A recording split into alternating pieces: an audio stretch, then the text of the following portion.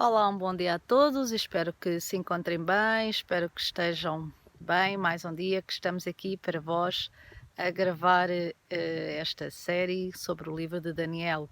No livro de ontem já vimos a introdução nos primeiros capítulos, vimos então que Israel foi conquistado pela Babilónia, vimos que o rei da Babilónia levou cativo não só o rei de Jerusalém, como também alguns dos filhos da linhagem de Israel, nomeadamente o próprio Daniel, do qual neste livro vamos falar,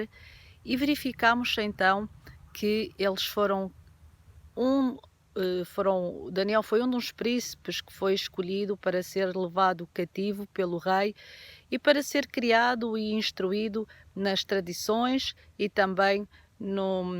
na cultura da Babilónia. E às vezes perguntamos-nos porque o livro normalmente o Velho Testamento é cheio de histórias de guerras, de massacres, enfim, de situações que às vezes pensamos que no Antigo Testamento temos um Deus que é um tirano, um Deus que é mau, e no Novo Testamento temos um Deus de amor, um Deus que está conosco, um Deus que nos ama, e fazemos esta divisão entre Antigo e Novo Testamento. No entanto, o mesmo Deus que no Novo Testamento é um Deus de amor, um Deus de paz, um Deus de bem, é o mesmo Deus também que no Antigo Testamento atuou para que, de acordo com a vontade do seu povo, de acordo com a vontade do próprio Deus, pudesse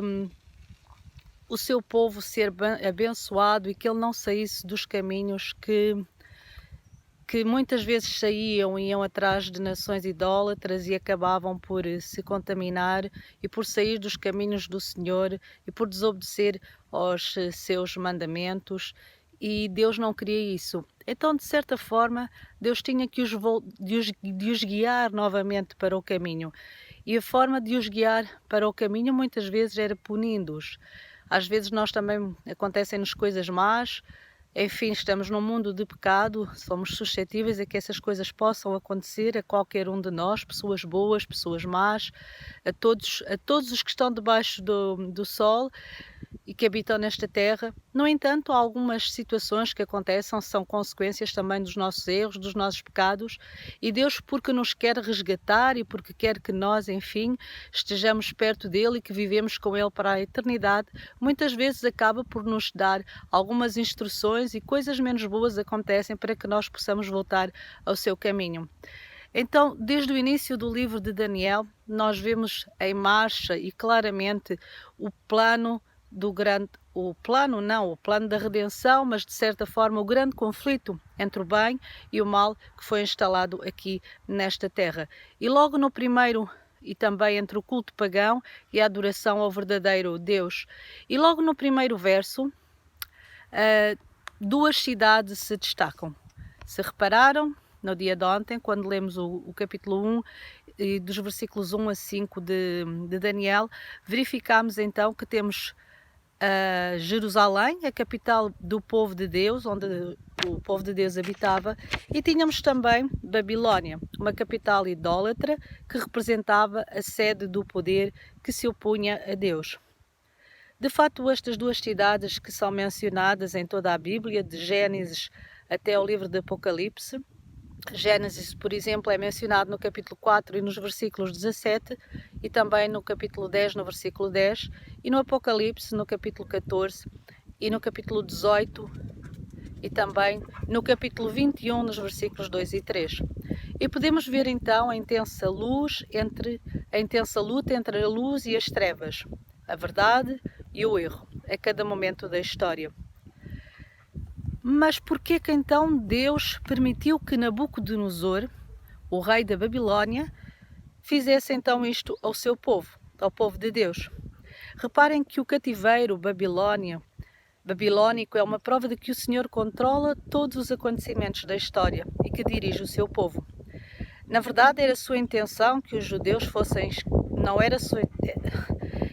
era sua intenção que isto acontecesse, mas acabou por permitir que os judeus fossem escravizados pelos babilónios, pelos caldeus, que também é um nome pelo qual eram conhecidos, para que os olhos se lhe abrissem para as consequências da sua rebelião, de modo a poder futuramente conduzi-los a um estilo de vida melhor, a um estilo de vida de acordo com a vontade de Deus e de acordo com os princípios que Ele lhes tinha ensinado. Desta forma, várias advertências haviam sido dadas antes, denunciando os seus pecados, mas de nada lhes serviu, nenhuma reforma foi vista. Deus então, para cumprir os seus propósitos e salvar o seu povo, como muitas vezes acontece, permitiu então o cativeiro, entregando-os ao rei Nabucodonosor. E nós podemos ver algumas das advertências dadas, por exemplo, no livro de Isaías 39, no capítulo 39, e também no livro de Jeremias, no capítulo 25, que vamos já então passar a ler, algumas advertências que foram dadas para o povo, relativamente aos caminhos em que eles andavam. E vamos então ler no livro de Isaías,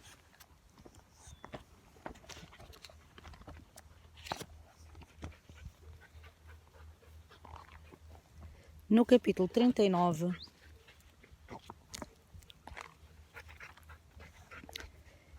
e no versículo 6 e 7, que diz o seguinte: Isaías 39, 6 e 7.